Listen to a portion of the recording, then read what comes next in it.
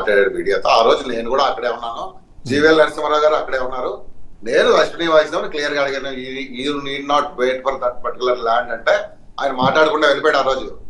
ఆ రోజు అసలు యాక్చువల్ గా అంతకు ముందు ప్రధానమంత్రి మోడీ గారి పర్యటన సందర్భంగా వాళ్ళు పైనాపిల్ కాలనీలో ల్యాండ్ ఐడెంటిఫై చేశారు. అశ్విని వైష్ణవ్ హిమ్సెల్ఫ్ డిజైన్ అన్ని చూశాడు ఆయన. బట్ ఓవర్ నైట్ అది ఆ ప్రోగ్రామ్ ని వాయిదా వేసుకున్నారు. వాల్టర్ డివిజన్ ఎంత మాట్లాడారు కానీ వాల్టర్ డివిజన్ రద్దు చేశారు. వాల్టర్ డివిజన్ గురించి కూడా ఆ రోజు అశ్విని వైష్ణవ్ ని గట్టిగా అడిగితే ఆయన ఏమన్నాడంటే with in 1 week or 10 days దీని మీద ఒక మీటింగ్ పెడదాం, అందరు స్టేక్ హోల్డర్స్ ని పిలుద్దాం అని చెప్పి జీవీఎల్ గారు కూడా ఉన్నారు అక్కడ, ఆయనకి చెప్పాడు దీని మీద ఒక మీటింగ్ పెడదాం, వైజాగ్ లోనే పెడదాం అని చెప్పాడు. అంతే. ఆ తర్వాత ఇంకా అశ్విని వైష్ణవ్ ఒకేసారి వచ్చారు. వచ్చినప్పుడు మీడియాని కృష్ణాంజనేయులు గారు ఎరగలం కృష్ణాంజనేయులు గారు ఉత్తరాంధ్ర రామ్ కుమార్ గారు వస్తా మళ్ళీ మీ దగ్గరకు వస్తా. మిగిలిన వాళ్ళు కాదు మళ్ళీ మీ దగ్గరకు వస్తాను. రామ్ కుమార్ గారు మళ్ళీ మీ దగ్గరకు వస్తా. మరి కృష్ణాంజనేయులు గారు మాట్లాడతారు. కృష్ణాంజనేయులు గారు, వాసుదేవన్ గారు, ఇప్పుడు ఇద్దరు కూడా కీలకమైనటువంటి వాళ్ళే మాట్లాడారు. ఒకళ్ళు ఉత్తరాంధ్ర డెవలప్మెంట్ కోసం పోరాటం చేస్తున్నటువంటి శివశేఖర్, అదేవిధంగా కేంద్ర ప్రభుత్వ ప్రతినిధిగా బీజేపీ తరఫున రామ్. ఇవి ఎలా ఉంటాయంటే మన నీళ్ల కుళాయి దగ్గర జగడాల తరహాలోనే ఉన్నాయి తప్ప ఇది పరిష్కారం దిశగా ఆలోచించేటువంటి ప్రయత్నం ఇద్దరి వైపు నుంచి లేదు అని నేను. ఎందుకు అని అంటే, ఒకటి ఇప్పుడు జరుగుతున్నటువంటి ఉత్తరాంధ్ర డెవలప్మెంట్ మీద చర్చకు సంబంధించినటువంటి విషయం కనీసం ఎన్నికల సమయంలోనైనా సరే ఒకసారి చర్చకు రావటం అనేటువంటిది మంచి పరిణామం, ఆహ్వానించాలి కూడా. ఎందుకంటే విడిపోయినటువంటి ఆంధ్రప్రదేశ్లో ఉత్తరాంధ్ర 3 జిల్లాలు, రాయలసీమలో 4. ఈ డెవలప్మెంట్ కు సంబంధించినటువంటి అంశము ఖచ్చితంగా చర్చ జరగాలి, డెవలప్మెంట్ కూడా జరగాలి, లేకపోతే పరిష్కారం కాదు కదా. 3 ప్రాంతాలు ఈ విధమైనటువంటి డెవలప్మెంట్ విషయంలో ఈ విధమైనటువంటి సమతుల్యత లేకపోతే ఇబ్బంది అవుతుంది, అన్రెస్ట్ వచ్చేదానికి అవకాశం.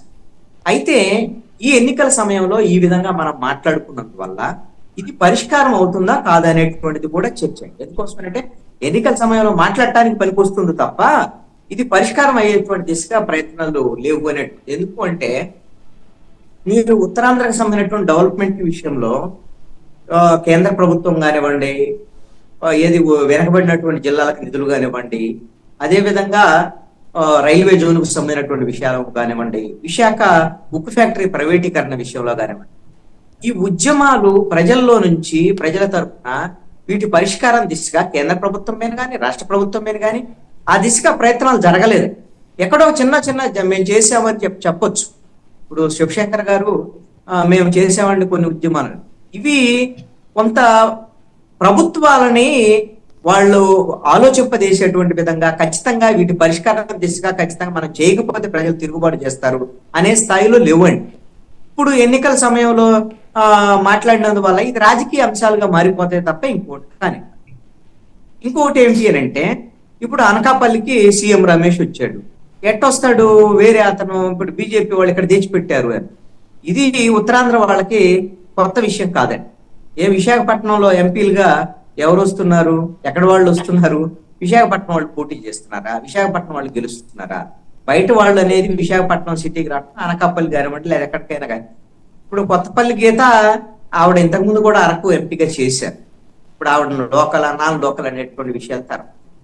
ఇక్కడ మనం చర్చకు అవకాశం ఉంటే ఉత్తరాంధ్రకు సంబంధించినటువంటి వాళ్ళు ఇప్పటికైనా సరే బీజేపీకి సంబంధించినటువంటి వాళ్ళు రంగంలో ఉన్నారు కాబట్టి, కూటమి తరఫున వాళ్ళు రంగంలోకి దిగారు కాబట్టి ఈ ఎన్నికల సమయంలో మాకు ఒక హామీ ఇస్తే తప్ప, కనీసం ఇప్పుడు వీళ్ళు హామీ ఇచ్చి అమలు చేయనటువంటి మోసకారులే.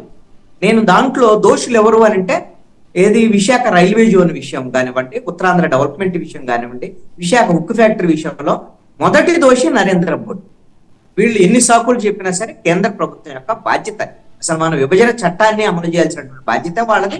వీటిని అమలు చేయకుండా మోసపూరితమైనటువంటి వైఖరి.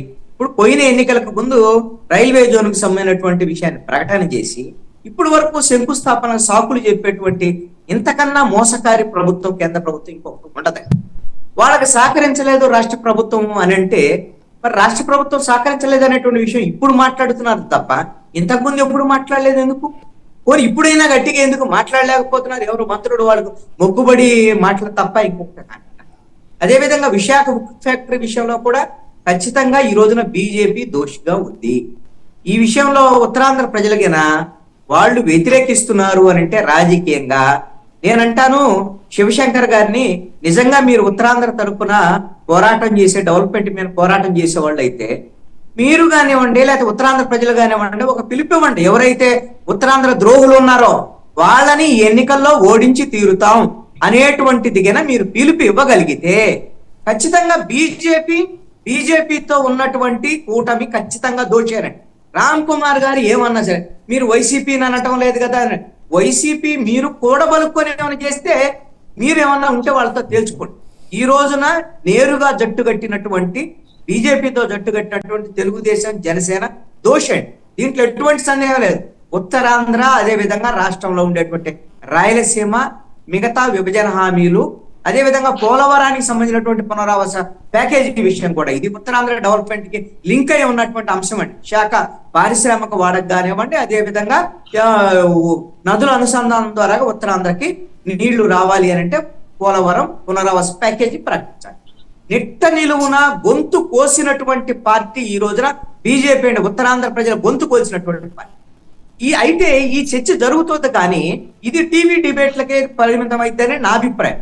ఎందుకు అనంటే క్షేత్ర స్థాయిలో ప్రజల్లో ఈ విధమైనటువంటి ఆలోచన రేకెత్తించి ఖచ్చితంగా ఇలాంటి పార్టీలను నిలదీసేటువంటి ప్రయత్నాలు సీరియస్ గా జరగటం లేదు అనేటువంటిది నా అభిప్రాయం. అయితే ఎన్నికల ఎజెండాలో ఈ అంశాలు కీలకంగా ఉంటాయా? ఎన్నికలు ఓటేసేటప్పుడు ఈ అంశాన్ని ప్రజలు తీసుకుంటారా లేదు అని అంటే ఖచ్చితంగా ఈ అంశాన్ని ప్రధానమైనటువంటి అంశంగా ప్రజలు తీసుకోరు, ఉత్తరాంధ్ర ప్రజలు తీసుకోరు అని నేను అనుకున్నా. ఇదే బీజేపీకి, తెలుగుదేశం, జనసేనకు సంబంధించిన కూటమి వాళ్ళకి ఒక అదృష్టం అండి. ఎందుకు ఈ మాట్లాడుతున్నానంటే ప్రజలు ఏం తీసుకుంటారు? ఈ రోజున ప్రజల ముందున్నటువంటి ఎన్నికల ఎజెండా ఏంటి? నాకేం వస్తుంది, నా కుటుంబానికి ఏం వస్తుంది, ఏ విధమైనటువంటి సంక్షేమ పథకాలు వస్తాయి, ఆ తర్వాత అప్పుడు మా ఊరేంటి, మా వ్యవహారం ఏంటి, లేదా మా ప్రాంతం ఏంటి, వీటికి సంబంధించినటువంటి అంశాలు సెకండరీ అయిపోయాయి. ఈ ఎన్నికల్లో సంక్షేమ పథకాలు, అదే విధంగా వైఎస్ఆర్ కాంగ్రెస్ పార్టీ ప్రభుత్వం అమలు చేస్తున్నటువంటి రేపొద్దున తెలుగుదేశము, జనసేన కూటమి ఏమిస్తానంటుంది, వీటి మీద ప్రధానంగా ప్రభావితమైనటువంటి అంశాలుగా ఎన్నికల ఎజెండాగా ఉండేదానికి అవకాశం ఉంది. అందుకని సీఎం రమేష్ వచ్చిన పై నుంచి ఢిల్లీ నుంచి ఇంకోటి తెచ్చిపెట్టిన వాళ్ళ మీద వ్యతిరేకిస్తారని కానీ అసలు ఉత్తరాంధ్ర ప్రజలకు అలాంటి ఆలోచనలు ఎప్పుడూ లేవు. గతంలో చాలా మందిని వేరే ప్రాంతాల నుంచి వచ్చినటువంటి వాళ్ళని ఆదరిస్తున్నారు. ఇప్పుడు ఉదాహరణ ఏంటి, గంటా శ్రీనివాసరావు లాంటి వాళ్ళు, ఆయన జిల్లాలకు ఏమి సంబంధం అండి? వాళ్ళు ఎక్కడో నాకు తెలిసి ప్రకాశం జిల్లా లాగా అందరూ కూడా ఆ విధంగా వచ్చిన వాళ్ళందరినీ ఆదరించడం అనేటువంటిది ఉత్తరాంధ్ర ప్రజల యొక్క పాపం వాళ్ళ పెద్ద మనసు.